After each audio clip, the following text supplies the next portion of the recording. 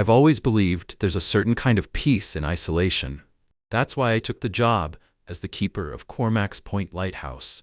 Perched on a rocky outcrop miles from the mainland, surrounded by an endless expanse of churning sea, it was the perfect escape from a life that had become too loud, too crowded, and too disappointing.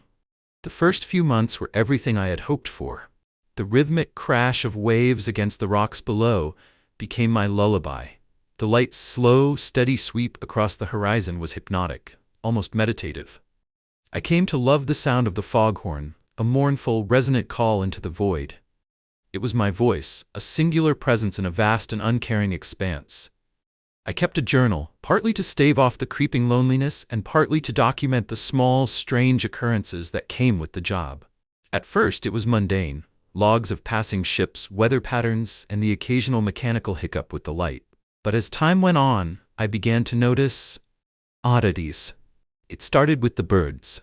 Seagulls are a constant companion to any lighthouse, their raucous cries a backdrop to the ocean's endless roar.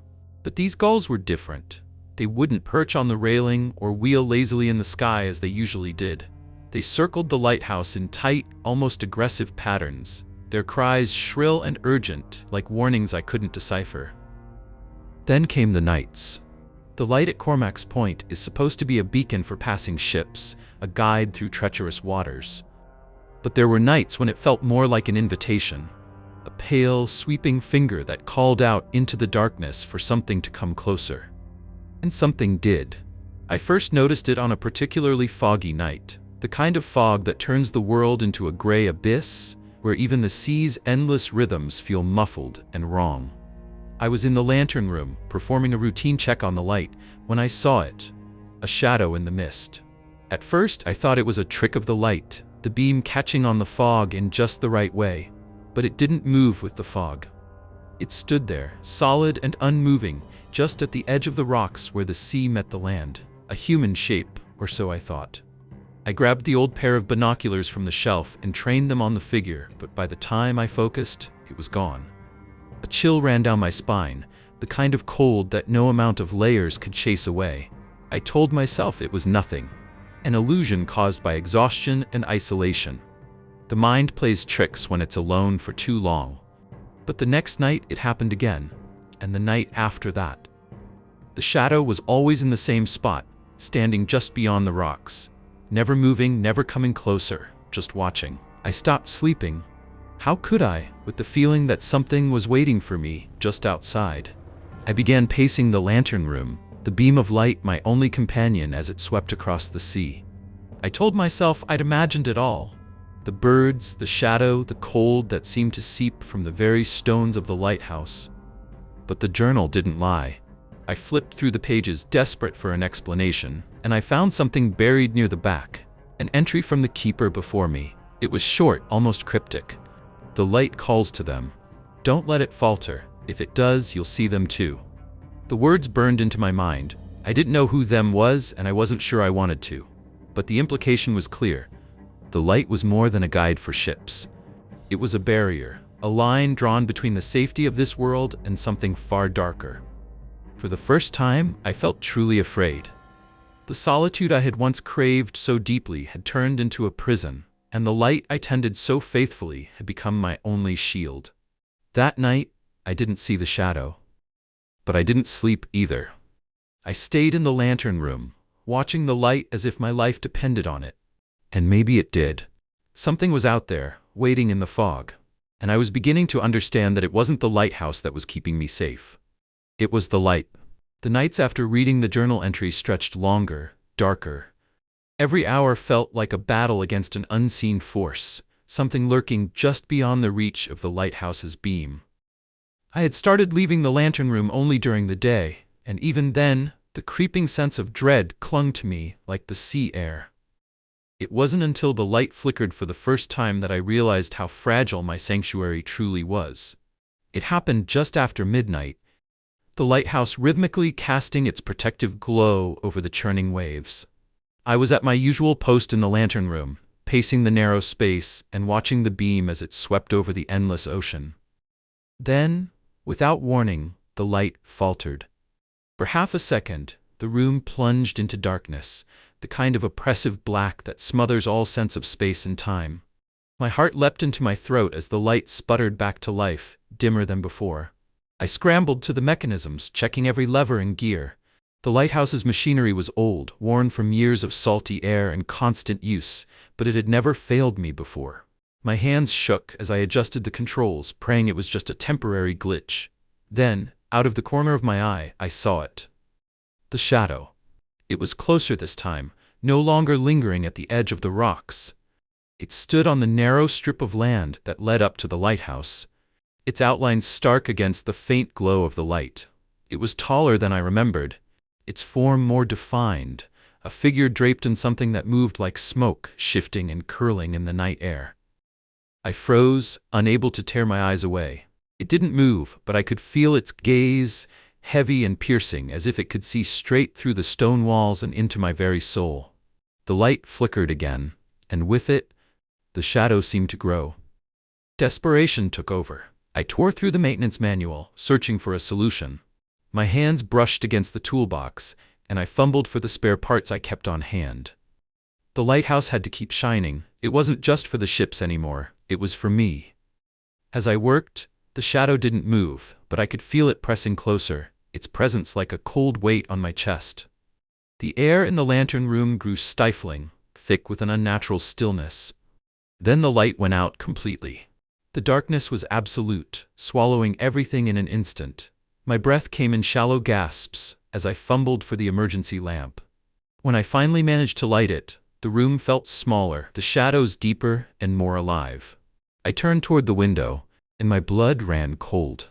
The figure was at the base of the lighthouse now, standing motionless in the faint glow of the emergency lamp.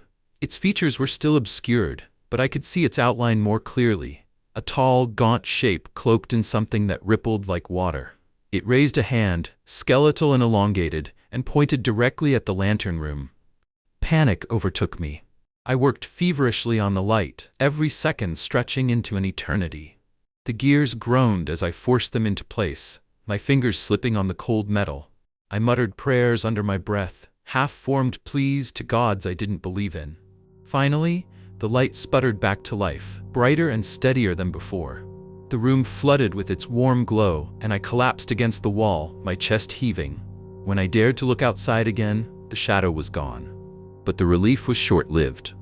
In the distance, past the edge of the rocks, I could see more shapes emerging from the fog, figures moving with a slow, deliberate purpose, all converging on the lighthouse.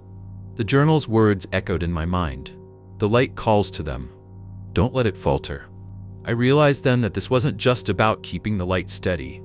This was a battle, and I was the only one standing between whatever was out there and the world beyond. The light wasn't just my sanctuary.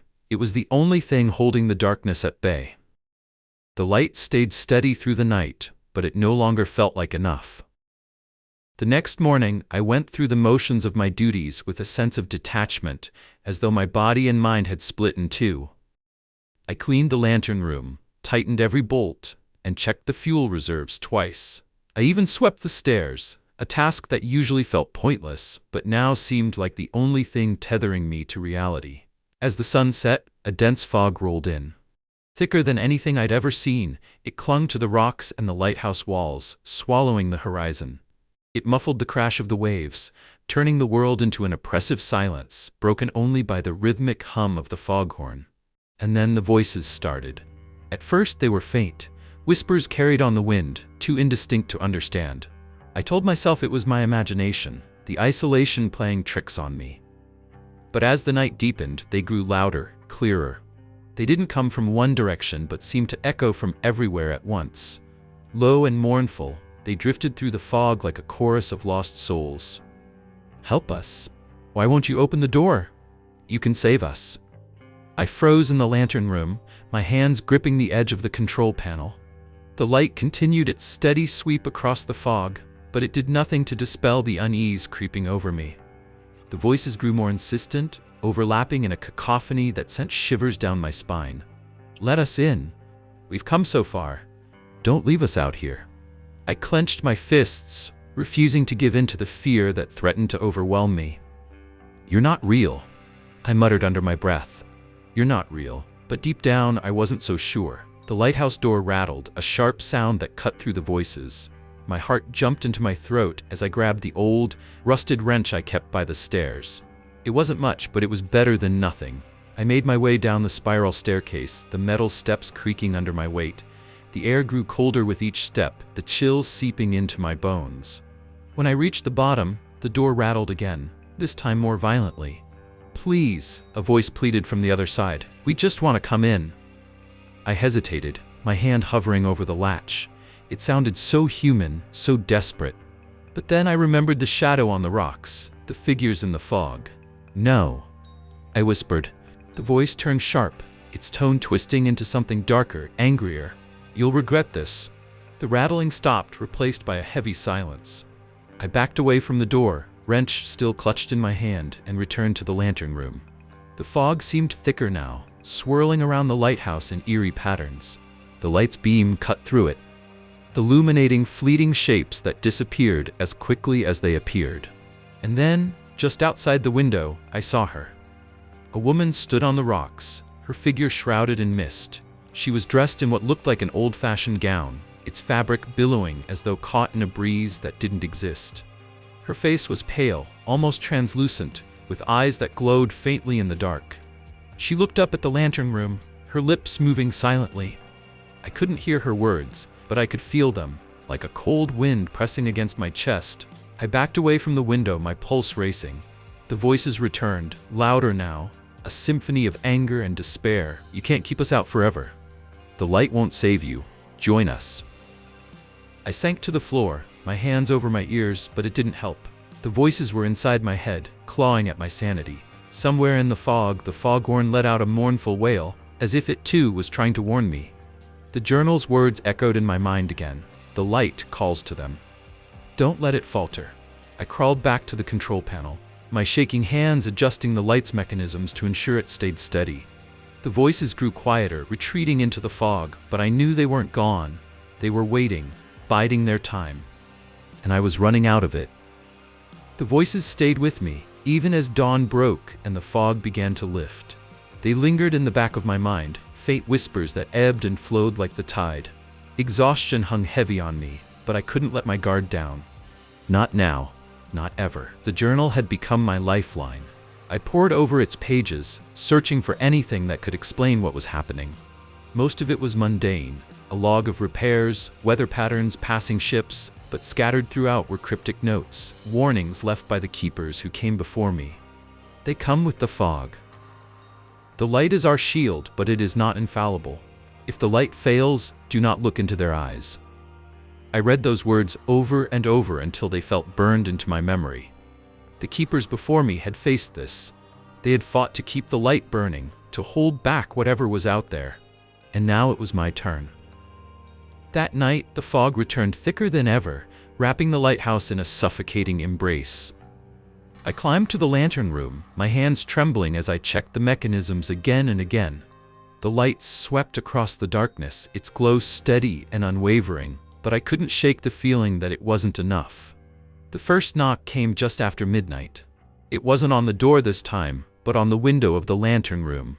The sound was sharp, deliberate, and far too high for anyone to reach without a ladder. My breath caught in my throat as I turned toward the window. A face stared back at me. It was the woman from the night before, her pale, ghostly features pressed against the glass.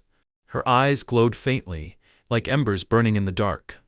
Her lips didn't move, but her voice filled the room. "You can't keep us out forever." I stumbled back, my heart pounding. The light passed over her, and for a moment she faded into the mist. But as soon as the beam moved on, she reappeared, closer this time, her face twisted into a grotesque mockery of a smile. The knocks grew louder, more insistent. I clutched the journal to my chest, its pages trembling in my hands. One line stood out among the chaos of my thoughts. "Do not look into their eyes." I averted my gaze, focusing on the light, on the mechanisms, on anything but her. The knocking stopped, replaced by the voices, dozens of them now, each one louder and more desperate than the last. "Let us in. You owe us. It's your turn." I gritted my teeth, my hands working furiously to keep the light steady. The gears groaned under the strain, the old machinery threatening to give out at any moment. And then the voices fell silent. The sudden quiet was more terrifying than the noise. I dared a glance at the window, and my blood ran cold.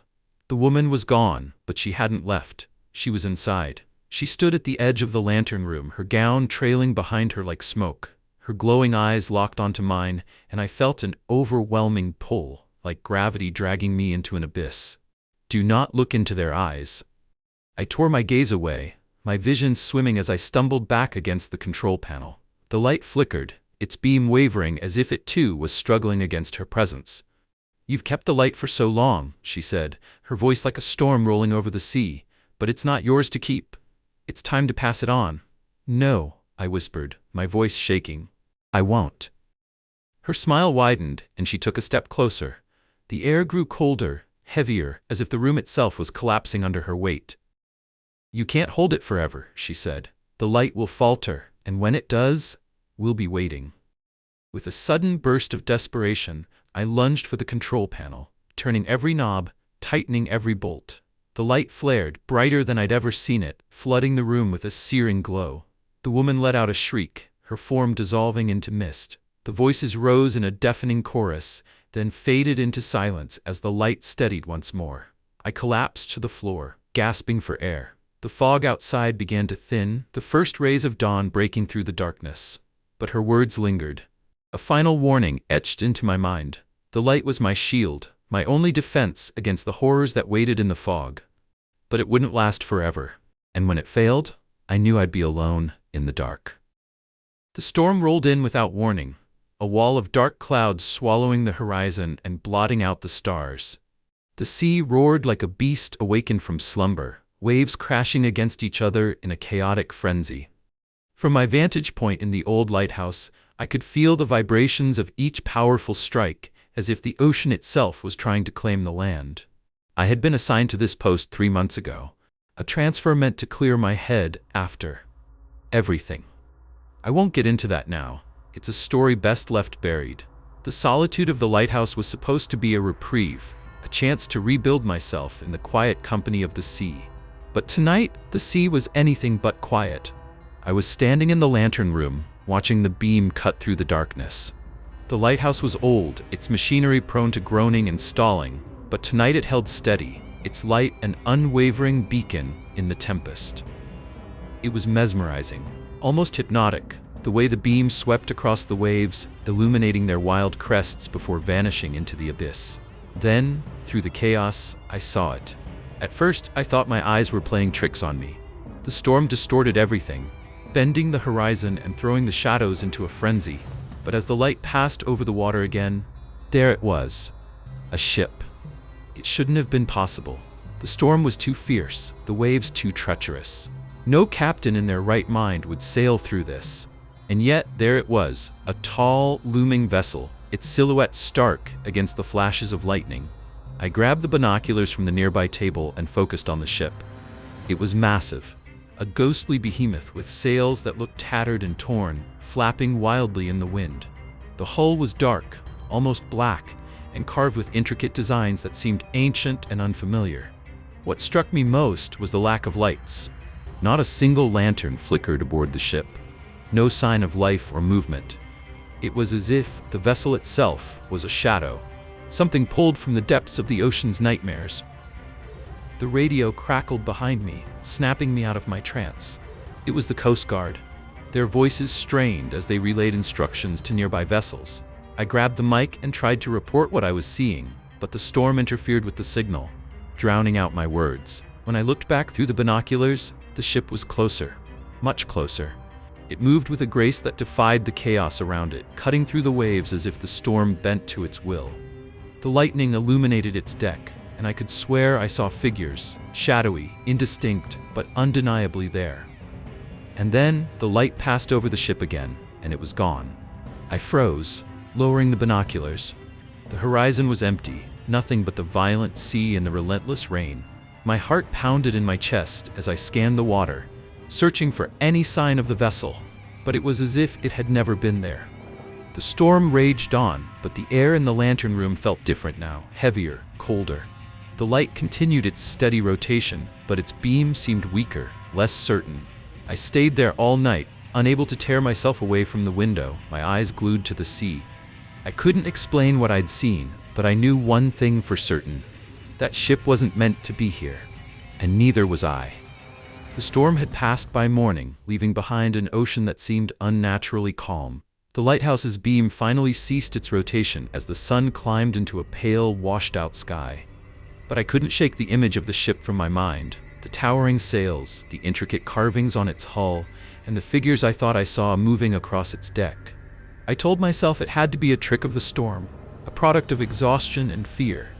But that reasoning didn't stick. The ship had felt real, too real to dismiss.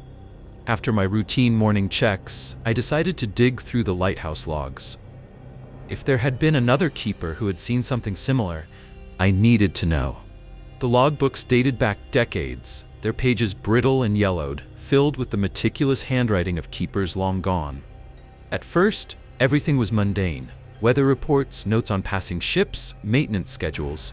But then, tucked between two entries from over 50 years ago, I found something that made my breath catch. Spotted an unidentified vessel during last night's storm. No lights, no signals. Appeared to be heading north, but vanished before I could track its course. Have reported it to the Coast Guard. No response. My hands trembled as I turned the page. There was another entry, written the following night. The ship returned. It lingered in the waters just beyond the beam's reach. Couldn't see it clearly, but I swear I heard voices, low, guttural, like whispers carried on the wind. Felt as though it was watching me. Am I losing my mind? The entries stopped abruptly after that. No resignation note, no explanation for the sudden absence of the keeper's handwriting. Just a blank space in the logbook, followed by a new keeper's tidy, businesslike script weeks later. I closed the book, my mind racing. Was this the same ship? Had it been haunting these waters for decades, if not longer? And what had happened to the keeper who'd written those entries? The radio crackled, jolting me out of my thoughts. I picked it up, half expecting the Coast Guard to chastise me for reporting a ghost ship during the storm. But there was no voice, only static. Then faintly, a sound emerged from the static, a low hum, almost musical, interspersed with something that sounded like waves. Hello? I said, my voice shaky. This is Lighthouse 7, do you read me? The hum grew louder, resonating in a way that made my teeth ache. And then, just as suddenly as it had started, the static cleared, replaced by silence. I set the radio down, my heart pounding. Something was wrong. As the day wore on, I kept glancing out to sea, half expecting the ship to reappear. By dusk, I was pacing the lantern room, waiting for the light to cycle on. When it finally did, the familiar rhythm of its beam offered some comfort, however fleeting. I grabbed the binoculars and scanned the horizon, my movements frantic. At first, there was nothing, just endless waves and the faint glow of the setting sun. But then, as the light swept over the water, I saw it. The ship. It was farther out this time, but unmistakable. The tattered sails, the dark hull, it was exactly as I remembered. My throat went dry as I focused the binoculars, trying to make out more details. There were figures on the deck again, their shapes just as shadowy and indistinct as before. They didn't move like normal people. Their motions were jerky, almost mechanical, as though they were part of the ship itself. A chill ran down my spine as I noticed something new. A light at the ship's prow, faint and flickering, like a lantern being swung back and forth. It didn't seem like a signal. It felt more like a lure. The ship was closer now, moving faster than it should have been able to in the calm waters. I dropped the binoculars and turned to the radio, desperate to call for help, but my hands froze over the controls. From the direction of the ship I heard it, a low, resonant hum, the same sound that had come through the radio. It filled the air, vibrating through the walls of the lighthouse and into my chest. And then the voices began. They were faint at first, like murmurs just beneath the hum. As the ship drew nearer, they grew louder, clearer. "Come aboard," they whispered. "Join us. Your time has come." I stumbled back, my heart racing. The light passed over the ship again, and for a split second, I thought I saw faces staring back at me from the deck, pale, hollow-eyed, and lifeless. The hum intensified, drowning out the voices, and then, just as the light completed another sweep, the ship was gone. not vanished into the distance. Gone. I collapsed into the chair by the control panel, my mind reeling. I didn't sleep that night. I couldn't. Whatever that ship was, it wasn't just a storm-battered vessel. It was something older, something wrong, and I had the sinking feeling it wasn't finished with me. The ship returned the following night. The storm had given way to a heavy, suffocating mist that rolled in just before sunset, cloaking the sea in a pale shroud. From the lantern room, I could see nothing beyond the lighthouse's beam. Even the waves seemed muted, their usual crash reduced to a dull murmur beneath the oppressive quiet. I hadn't eaten or slept since the night before. Every time I closed my eyes, I saw the ship, the tattered sails, the ghostly figures, the pale faces staring back at me. It wasn't just fear that kept me awake, though. It was the feeling that the ship was waiting for something. The radio had been silent all day, its usual chatter replaced by the occasional burst of static. It wasn't until night fell that it came alive again, but not with voices. The hum was back, low and resonant, accompanied by that strange, almost melodic rhythm. I didn't bother responding. What could I say? I just sat there, gripping the edges of the table as the sound filled the room, vibrating through my bones. And then, as if on cue, the ship emerged from the mist. It appeared as suddenly as if it had materialized out of thin air, its dark hull cutting through the water without a sound. The light passed over it, revealing its familiar silhouette. But this time, something was different. The figures on the deck were moving. Through the binoculars, I could see them more clearly than before. There were at least a dozen of them, pale and gaunt, their tattered clothing flapping in a wind that didn't exist. They moved in slow, deliberate motions, their heads turning in unison as the light passed over them. My breath caught as I realized they were looking at me. I froze, unable to tear my eyes away. Their faces were expressionless, their hollow eyes fixed on the lantern room. For a moment, I felt as though I was the one being observed, a specimen under the scrutiny of something far older and far more malevolent than I could comprehend. And then they moved. It wasn't walking exactly. They seemed to glide across the deck, their feet never quite touching the wood. The figures gathered near the bow, their heads tilting upward as if drawn to the light. "Come aboard," the voices whispered, not from the radio but from the very air around me. "Join us. Your time has come." My stomach churned as the ship drifted closer, its prow cutting through the mist like a blade. The figures didn't waver, their focus unwavering as they stared up at me. Then, one of them stepped forward. It was taller than the others, its figure more defined. The flickering lantern at the ship's bow illuminated its face, a face that was eerily familiar. It was me, or at least, it looked like me. Its features were a distorted reflection, pale and lifeless, but unmistakably mine. The figure raised a hand, pointing directly at the lantern room. The light flickered.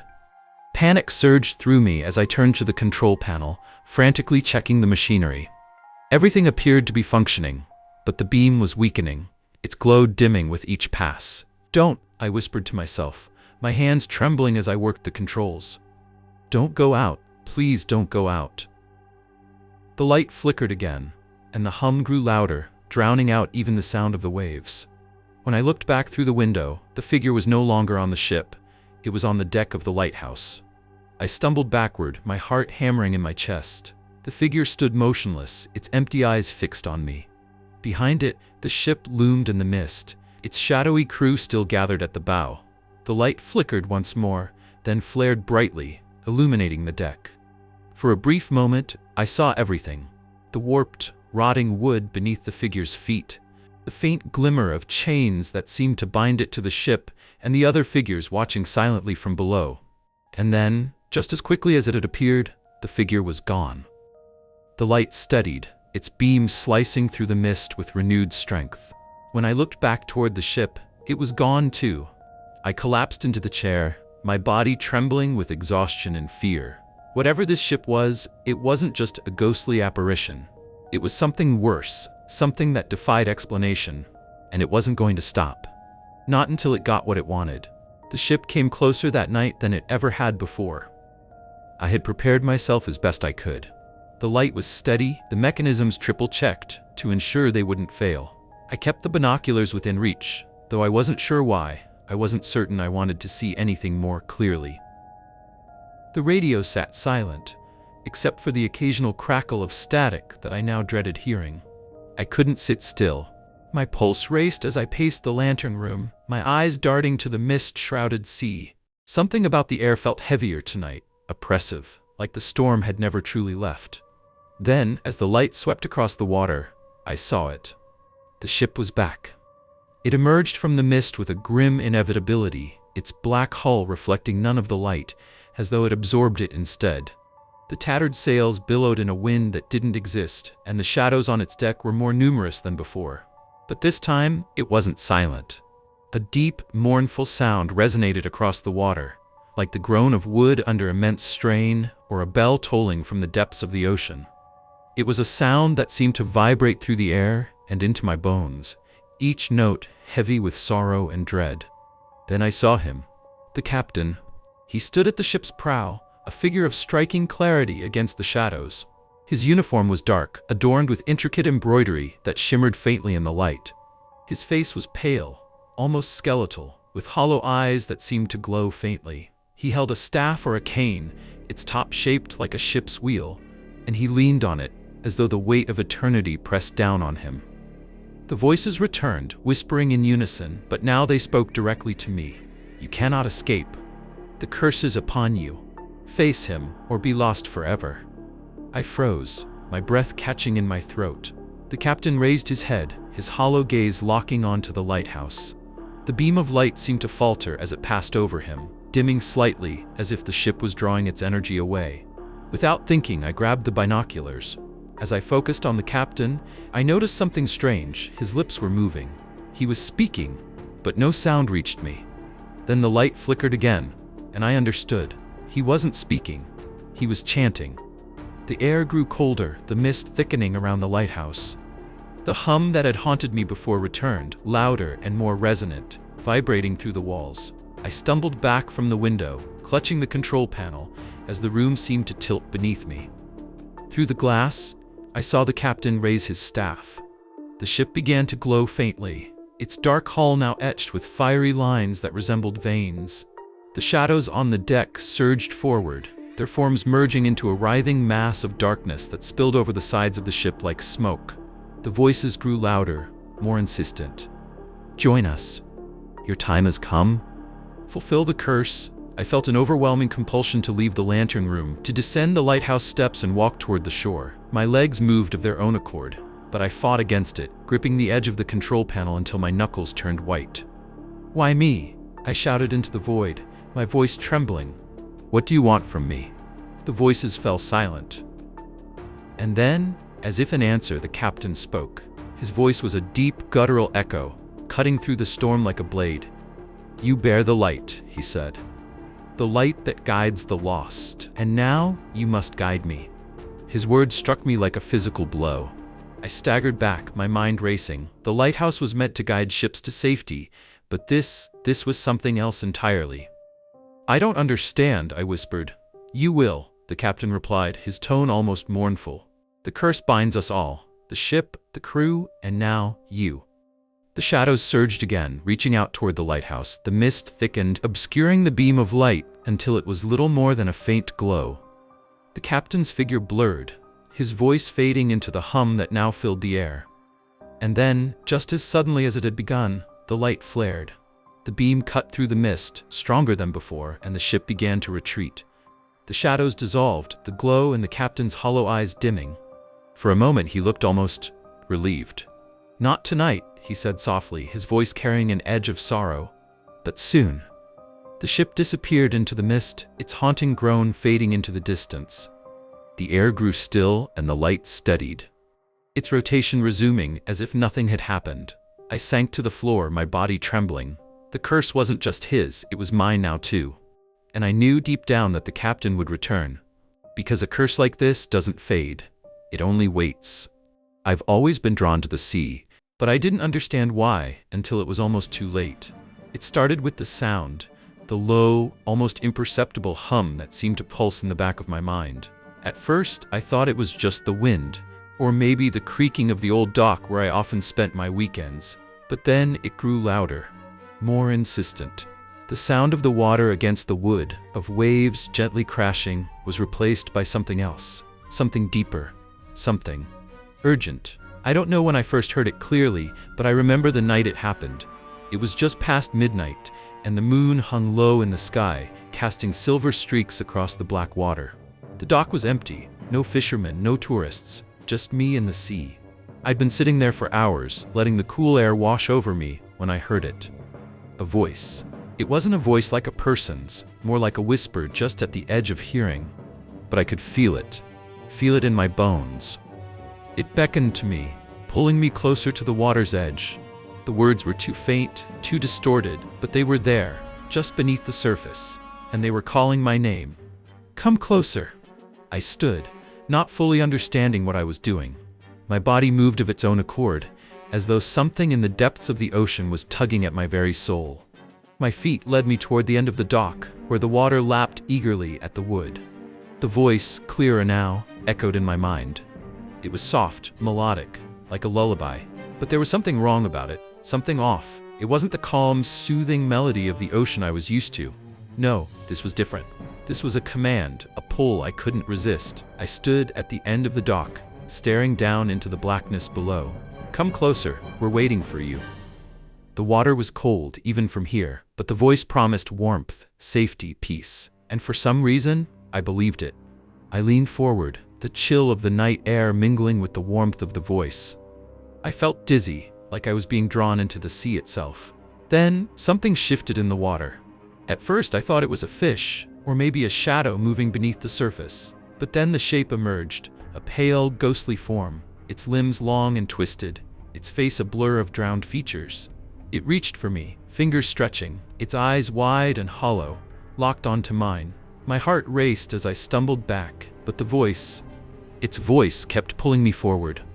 I turned to run, but my legs wouldn't move. It was like I was rooted to the spot, my feet sinking into the dock itself as if the wood had become part of the water. That's when I saw it, a hand, pale and slick, emerging from the black sea. I didn't wait to see what happened next.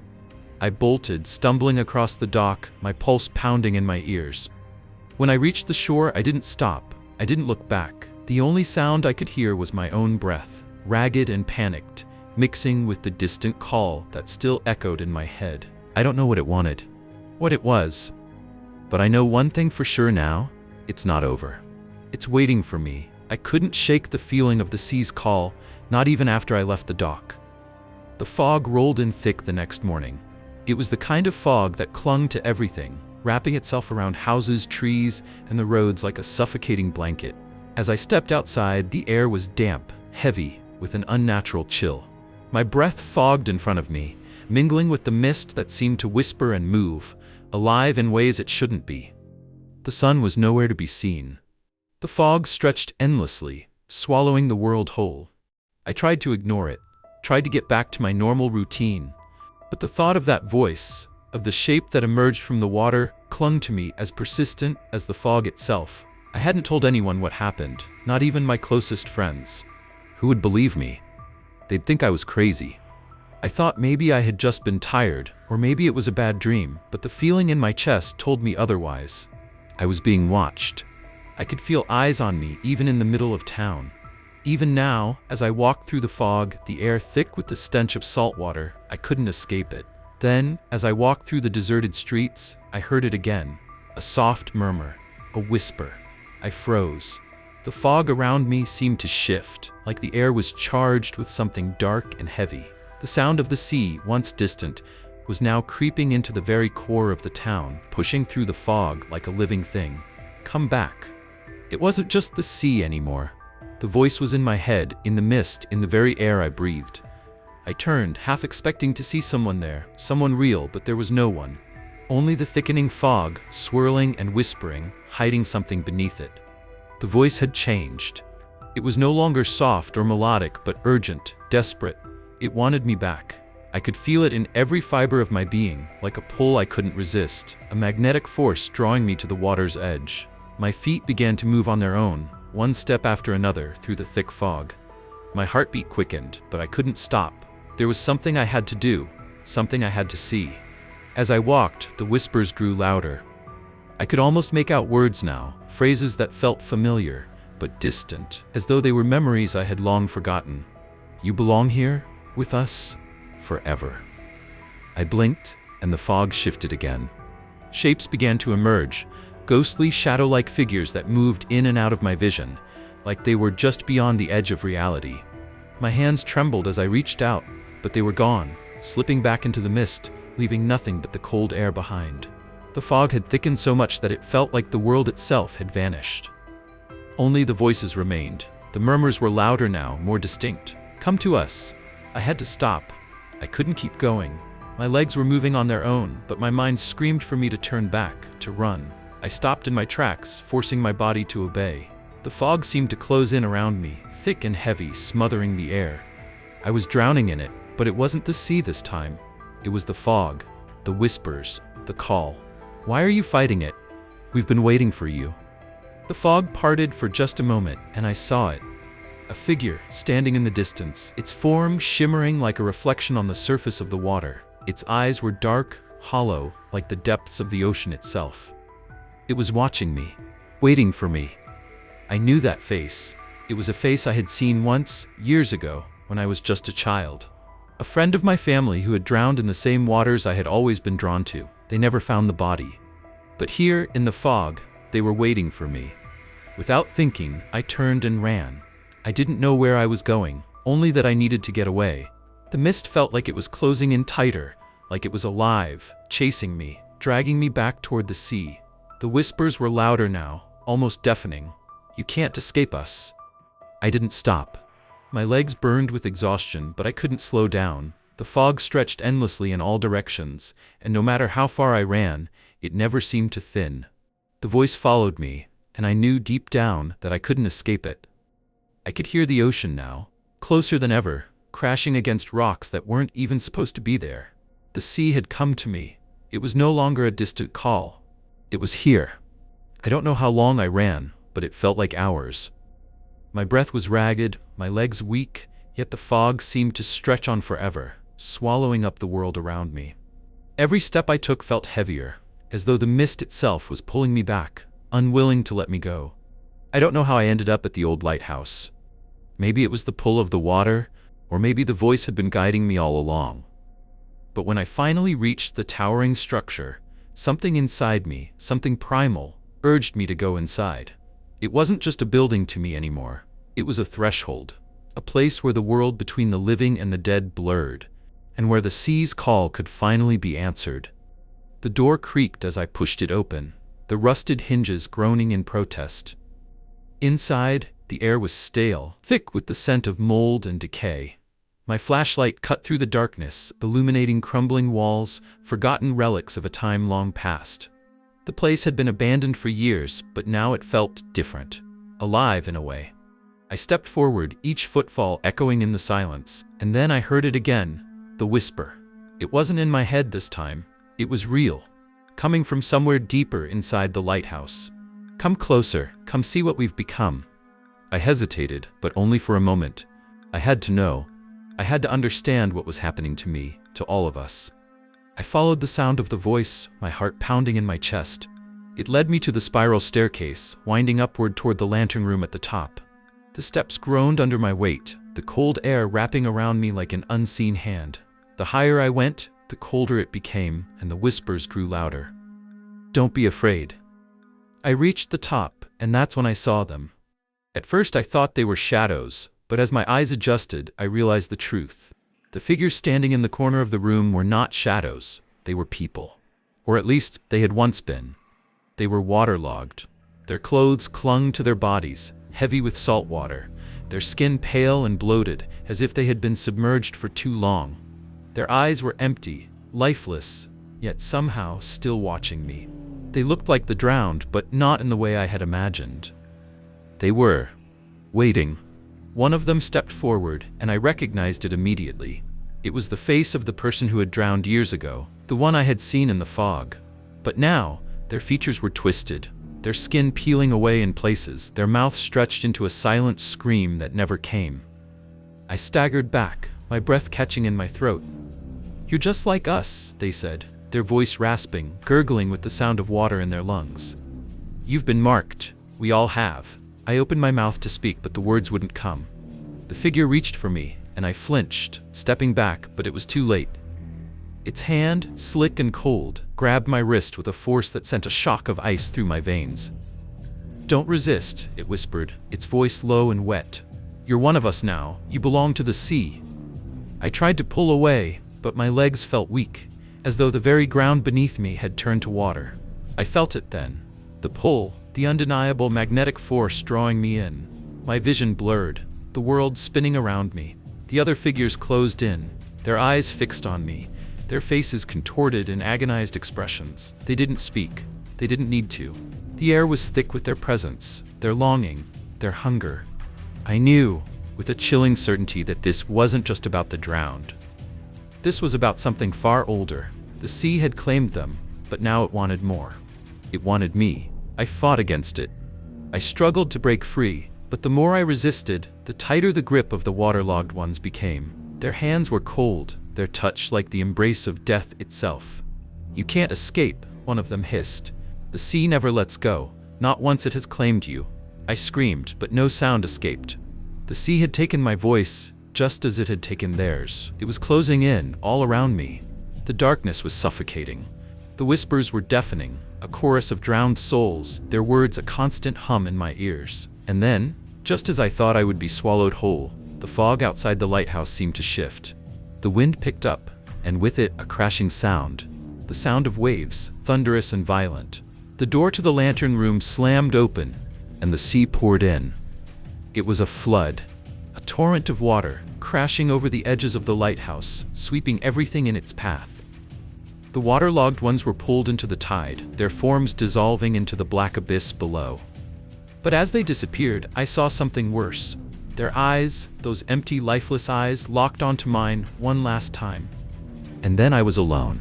But I knew that I wasn't truly alone. The sea was still calling, and soon it would call for me again. I don't know how I made it out of the lighthouse. My mind is a blur of water, fog, and desperate breaths. When the flood swept through, I thought it would drown me too. But something happened, something I still don't fully understand. The water pulled away just as quickly as it had come, leaving me standing there in the remnants of the storm. The air was thick, and the fog still clung to everything like a smothering blanket. I should have run. I should have left that cursed place and never looked back. But something in me, something deep inside, couldn't move. It was as though the sea had marked me, branded me with its call. It had tasted me, and now it was waiting for me to return. I stumbled out of the lighthouse, my heart pounding in my chest, but the world felt different. The town was still shrouded in that eerie fog, but now the streets were empty. There were no sounds of life, no distant voices, no birds, no cars passing by. The silence was deafening. It was as though the very air had been drained of everything that made it real. I walked through the streets, aimlessly, my feet carrying me with a mind of their own. I wasn't even sure where I was going anymore, just that I couldn't stop. The whispers were back, growing louder with every step I took. They weren't in my head anymore. They were in the wind, in the ground beneath my feet, in the very water that still lapped at the edges of the town. "Come back, to us. We're waiting." I had to answer it. I didn't know why, but I knew I had no choice. I was already drowning, even though I hadn't touched the water in hours. It led me to the old pier. The same one where I'd first heard the call, the same one that had nearly pulled me into the depths of the sea. The fog was thicker here, like the air itself was a liquid, heavy with something unseen. I didn't even hesitate this time. I walked straight to the end of the dock, feeling the cold, damp wood under my feet. The ocean was quiet now, too quiet, as if it were holding its breath. And then I saw them. The figures. The waterlogged ones. "Don't," I whispered to myself, my hands trembling as I worked the controls. "Don't go out. Please don't go out." The light flickered again, and the hum grew louder, drowning out even the sound of the waves. When I looked back through the window, the figure was no longer on the ship. It was on the deck of the lighthouse. I stumbled backward, my heart hammering in my chest. The figure stood motionless, its empty eyes fixed on me. Behind it, the ship loomed in the mist, its shadowy crew still gathered at the bow. The light flickered once more, then flared brightly, illuminating the deck. For a brief moment, I saw everything. The warped, rotting wood beneath the figure's feet, the faint glimmer of chains that seemed to bind it to the ship, and the other figures watching silently from below. And then, just as quickly as it had appeared, the figure was gone. The light steadied, its beams slicing through the mist with renewed strength.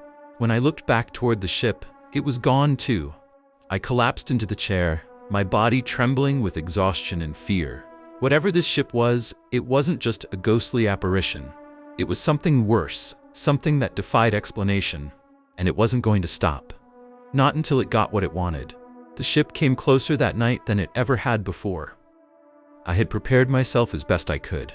The light was steady, the mechanisms triple-checked to ensure they wouldn't fail. I kept the binoculars within reach, though I wasn't sure why. I wasn't certain I wanted to see anything more clearly. The radio sat silent, except for the occasional crackle of static that I now dreaded hearing. I couldn't sit still. My pulse raced as I paced the lantern room, my eyes darting to the mist-shrouded sea. Something about the air felt heavier tonight, oppressive, like the storm had never truly left. Then, as the light swept across the water, I saw it. The ship was back. It emerged from the mist with a grim inevitability, its black hull reflecting none of the light, as though it absorbed it instead. The tattered sails billowed in a wind that didn't exist, and the shadows on its deck were more numerous than before. But this time, it wasn't silent. A deep, mournful sound resonated across the water, like the groan of wood under immense strain, or a bell tolling from the depths of the ocean. It was a sound that seemed to vibrate through the air and into my bones, each note heavy with sorrow and dread. Then I saw him, the captain. He stood at the ship's prow, a figure of striking clarity against the shadows. His uniform was dark, adorned with intricate embroidery that shimmered faintly in the light. His face was pale, almost skeletal, with hollow eyes that seemed to glow faintly. He held a staff or a cane, its top shaped like a ship's wheel, and he leaned on it as though the weight of eternity pressed down on him. Stories may end, but the fear remains. Subscribe to uncover more secrets hidden in the darkness. Until we meet again in the world of nightmarish shadows.